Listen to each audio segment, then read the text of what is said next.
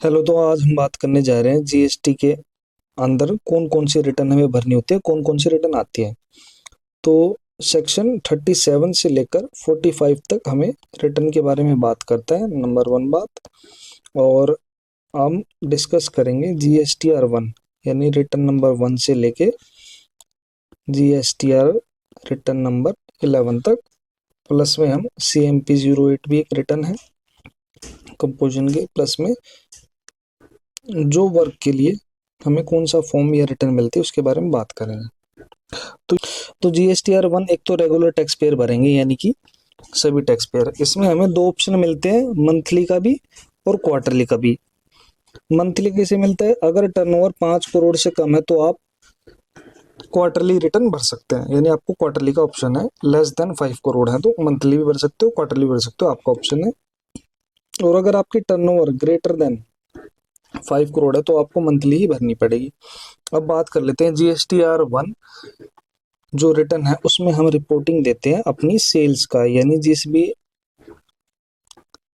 अपनी पार्टी को हमने सेल काटी है, सप्लाई की है, उसकी हम इसमें रिपोर्टिंग करेंगे। अब जो मंथली लोग हैं उन्हें भरना पड़ता है ये रिटर्न 11 तक, और जो क्वार्टरली लोग होते हैं उन्हें भरना पड़ता है 13 तक। तो और सेक्शन 37 इस बारे में बात करता है। तो ये तो होगी GSTR 1। अब आगे चलते हैं। जीएसटी इंट्रोड्यूस जब हुआ था ना, तो सिर्फ 3 ही रिटर्न थी उस टाइम पे मेनली, GSTR 1, 2 और 3। अब इम्प्लीमेंटेशन में दिक्कतें आई तो इसलिए 3 भी आ गया था 2017 में, अगस्त में ही। और दिक्कतें आई तो 2A और 2B भी आए, उसकी भी हम बात करेंगे इनकी जरूरत क्यों पड़ी।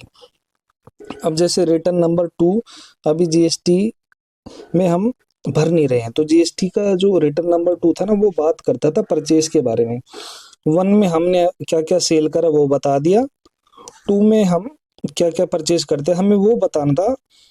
एक्चुअल में होता तो ऑटो पॉपुलेटेड ही, हम उसको एक्सेप्ट करते। जैसे अगर हम अभी भी देख पा रहे होंगे, आज की डेट में जीएसटी पोर्टल पर IMS है, इनवॉइस मैनेजमेंट सिस्टम, उसमें एक्सेप्ट का ऑप्शन देता है और रिजेक्ट का ऑप्शन देता है। तो आपका इनपुट कैलकुलेट होता है आज की डेट में, यानी 2025 में। अब हमारे पास दो रिटर्न है, 2A और 2B। 2A भी ऑटो जनरेटेड है और 2B ऑटो जनरेटेड है, दोनों को इकट्ठा डिस्कस करेंगे। अब 2B क्या है? 2B तो मंथली बेसिस पर जनरेट होती है, यानी जुलाई के लिए, अगस्त के लिए, सितंबर के लिए, ऐसे हर महीने के लिए 2B जनरेट होगी। और 2A क्या होता है? 2A होती है रियल टाइम, यानी कि मैंने आज की डेट में अपनी GSTR 1 भर दी। सपोज करो आज डेट है 27 फरवरी, तो मैंने 27 फरवरी को अगर रिटर्न डायल कर दी, या आप 27 को ना कह के इसको कह सकते हो 1 मार्च। मैंने अगर 1 मार्च को रिटर्न भर दी तो 1 मार्च को 2A में आ रहा होगा, 2 मार्च को भर दी तो 2 मार्च को भी आ रहा होगा, 3 मार्च को भर दी तो 3 मार्च को भी आ रहा होगा। अब 2B इससे कैसे अलग है? 2B हर महीने की 14th को ही जनरेट होगी। जैसे आप देख पा रहे हो ना, कुछ लोग 11 तक भर देंगे R1, कुछ लोग 13 तक भर देंगे। तो 13 की रात 12 बजे तक जितना भी हमने सेल दिखाई वो हमारी कोरेस्पोंडिंग पार्टी का परचेज बन जाएगी, और 14 तारीख को 2B जनरेट हो जाएगी। तो 2B के हिसाब से जो भी ITC आएगा हमें वही लेना है। अगर हम इससे अलग चलते हैं तो कंसिक्वेंसेस हमें देखने पड़ेंगे, उसमें नोटिस आ सकते हैं, हमको एक्सप्लेनेशन देनी पड़ेगी। अब आ जाते हैं 2A। तो 2A तो रियल टाइम बेसिस पे, यानी मान लो मेरी 10 पार्टियां हैं, एक ने 1 मार्च को रिटर्न भर दी, एक ने 2 मार्च को भरी, एक ने 4 मार्च को भरी, एक ने 10 मार्च को भरी। तो ये चारों 2A में तुरंत आ जाएंगी, लेकिन 2B में तो मैं देख पाऊंगा ना 14 मार्च को। तो ये फर्क हो गया 2A और 2B में। 1 मार्च को, 2 मार्च को, 4 और 10 को 2A रेडी मिलेगी हमेशा रियल टाइम पे, लेकिन 2B में 14 तारीख को ही देख पाऊंगा। दोनों का सेक्शन नंबर 38 है। टर्नओवर का कोई क्राइटेरिया नहीं, क्योंकि ये एक व्यू ओनली रिटर्न कह सकते हो आप। 2A व्यू ओनली है और ये स्टैटिक्स बताती है, यानी किस किस का आपको अवेलेबल है। अब आ जाते हैं GSTR 3B। GSTR 3 जो थी हमारी लाइबिलिटी डिस्चार्ज करने के लिए रिटर्न थी, पर 3 इम्प्लीमेंट नहीं हो पाई तो गवर्नमेंट ने 3B ला दी। 3B भी सेम है, मंथली और क्वार्टरली ऑप्शन है दोनों। में हमें किस तरीके से भरनी है। अब इसमें क्या जाएगी, समरी जाती है सेल्स की, सिर्फ समरी जाती है।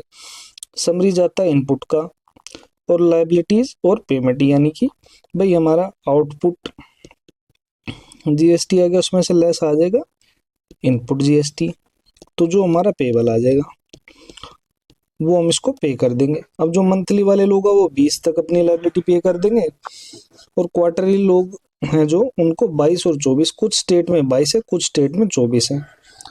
अब जो जीएसटीआर 3 भी है वो रूल नंबर 61(5) के तहत हम भरते हैं।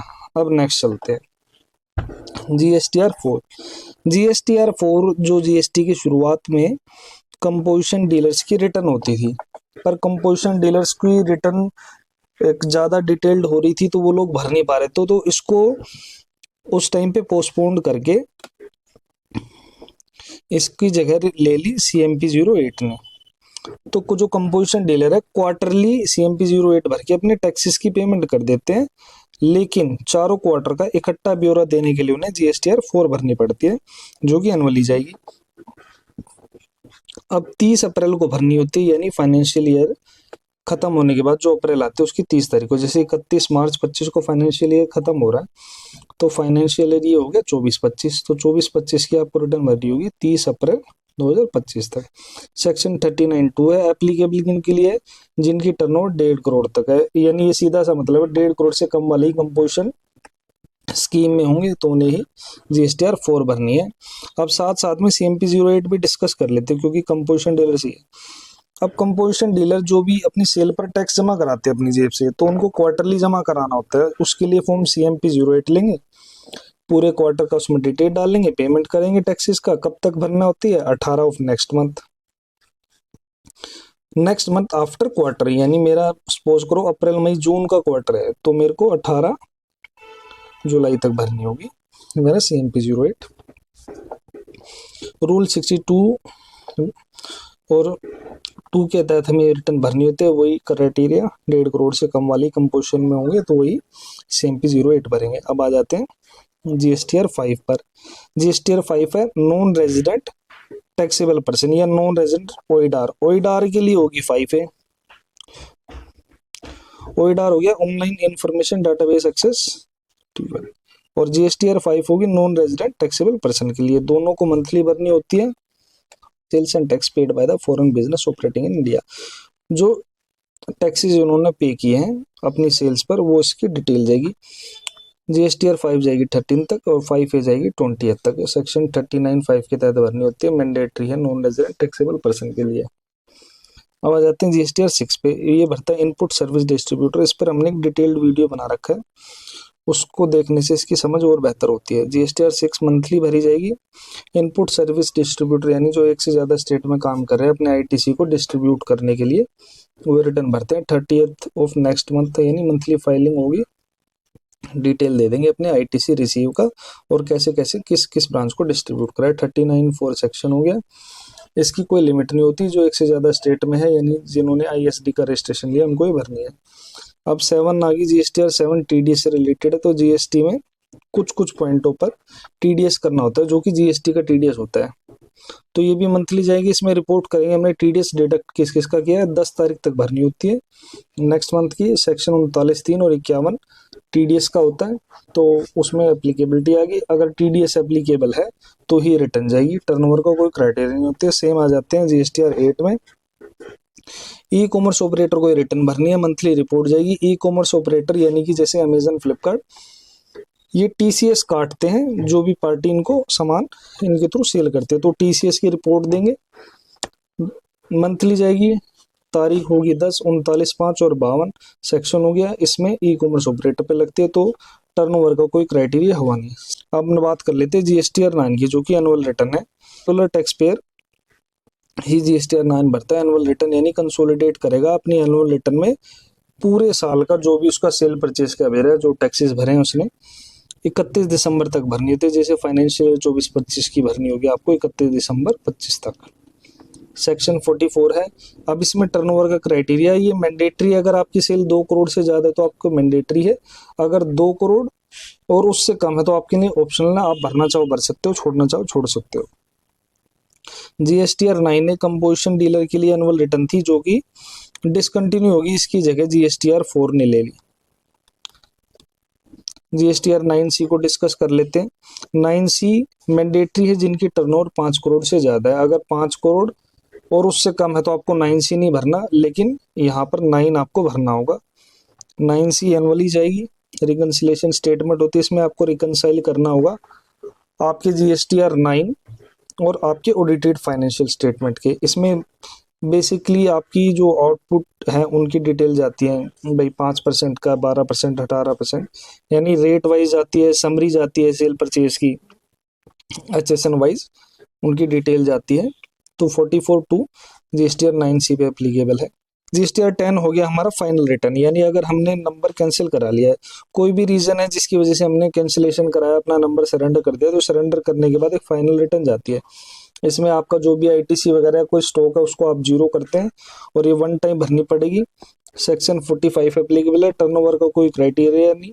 GSTR 10 भरने with in 3 months of cancellation और डेट ऑफ ऑर्डर, यानी कैंसिलेशन हो गया या फिर ऑर्डर आ गया कैंसिलेशन का, जो भी बाद में आया उसके 3 महीने बाद का समय मिलता है।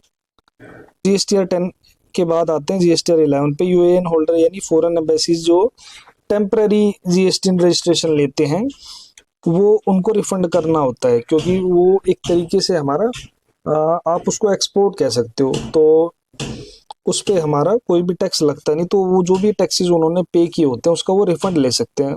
11 मंथली बेसिस पर फाइल होगी, 28 तारीख रहेगी नेक्स्ट मंथ की। 39 से सेक्शन है। टर्नओवर का कोई क्राइटेरिया नहीं। यूएन होल्डर, एम्बेसीज या यूएन बॉडीज जो भी है जिन्होंने भी टैक्स पे करा और उन्हें रिफंड लेना तो GSTR 11 भरनी पड़ेगी। CMP 08 डिस्कस कर चुके हैं। अब आ जाते हैं जो वर्कर को जो वर्कर क्या होते हैं भाई, जैसे मैंने कोई गाड़ी मंगाई, रिपेयर करके वापस भेज दी, तो मैंने ना तो वो गाड़ी परचेज करी, ना सामने वाले ने मेरे को सेल करी, तो वो गाड़ी मेरे पास तक पहुंचे कैसे, और कैसे पता चले मेरे पास कितनी गाड़ियां स्टॉक में और कितनी मैं वापस भेज चुका हूँ और मैंने अपनी सर्विस का क्या चार्ज करा है। तो ITC 04 फॉर्म भरेंगे, रिपोर्ट करेंगे goods received and sent. For example मैं एक कार कंपनी हूँ और मैं अपनी कारों को सर्विस के लिए आउट ऑफ इंडिया भेज रहा हूँ या विद इन इंडिया किसी और के पास भेजता हूँ रिपेयर के लिए, कोई भी मेंटेनेंस के लिए, तो मेरे को बताना पड़ेगा कि भाई मेरे 8 से 10 गाड़ी चली गई हैं, 4 वापसी आ गए रिपेयर हो के। अब इसमें ITC 04 करने के 2 क्राइटेरिया हैं। 5 और 5 करोड़ से कम है तो आप हाफ ईयरली रिपोर्ट कर दो, और 5 करोड़ से ज़्यादा तो आपको क्वार्टरली, यानी ज़्यादा फ्रीक्वेंसी पे साल में 4 बार आपको ITC फॉर्म भरना होगा। 25 तारीख इसकी रहेगी नेक्स्ट मंथ की या क्वार्टर की, नेक्स्ट हाफ ईयर या क्वार्टर जो भी आप पे एप्लीकेबल है। रूल 45(3) के तहत आपको भरनी है। एप्लीकेबल है ओनली जॉब वर्कर के लिए, टर्नओवर की कोई लिमिट नहीं है। तो ये हमने बात करी थी GST के रिटर्न के बारे में, GSTR 1 से लेके GSTR 11 तक, प्लस में CMP 08 और ITC 04। तो ये रिटर्न के बारे में हमने डिस्कशन किया। तो अगर आपकी कोई भी क्वेरी है तो आप कमेंट करेंगे, और इस फाइल को अगर आप रो प्लस हमारी वाली आर्टिकल को अगर आप चाहते हैं तो आप अपनी email ID कमेंट कर सकते हैं। आपको ईमेल कमेंट करने पर रो और हमारे वाला आर्टिकल दोनों ही ईमेल कर दिया जाएगा। Thank you. इस वीडियो में इतना ही।